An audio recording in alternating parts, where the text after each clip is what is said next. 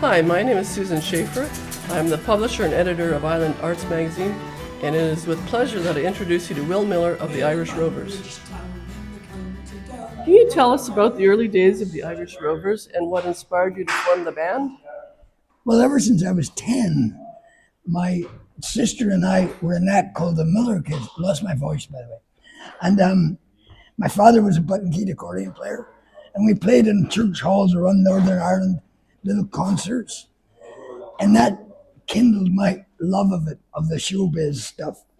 And when we came to Canada, we continued. And, and I've always had that in my life, as well as painting. Both things were part of my life. My mother was very encouraging with the arts, thank God.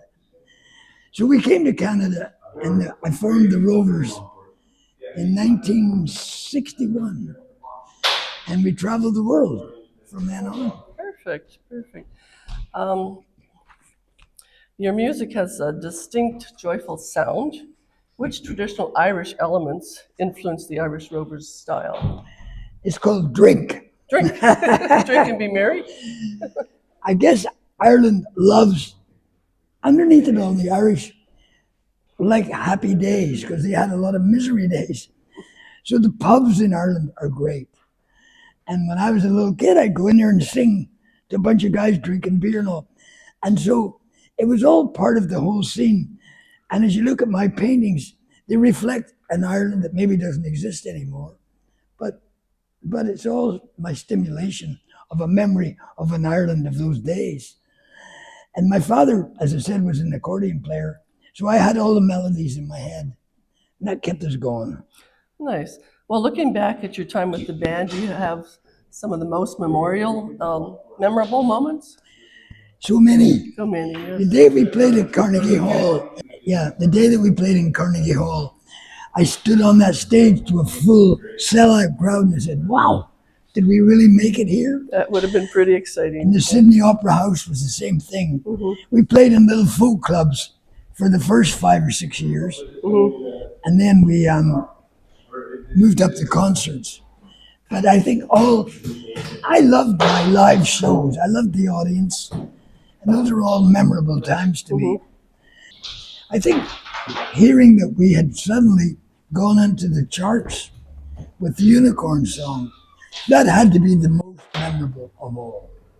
Well, I think the Unicorn song is the one that we really think of as the Irish Rovers. And as I was making breakfast this morning, it came on the local radio. Oh my God! There we go. Now, after leaving the Irish Rovers, you pursued painting and writing. What inspired that transition? Well, I went back to my love of art after the Rovers parted company. I did put a band together after the Rovers. For about 8 years, we toured Australia and New Zealand mostly. But then after that, I said, you know what? I'm sick of touring. I love staying home and painting, so that's what I did. Very good. Last question. Do you have any advice for young musicians and artists who are trying to make their mark? Yeah, practice. That's what the guy walking along the street in New York near Carnegie Hall and got a fiddle under his arm. And he said to a passerby, hey man, how do I get to Carnegie Hall? He said, practice, man, practice. Very good. Very good. So I guess we practiced a lot. Okay. Well, thank you very much. Lovely to see you again. Thank you.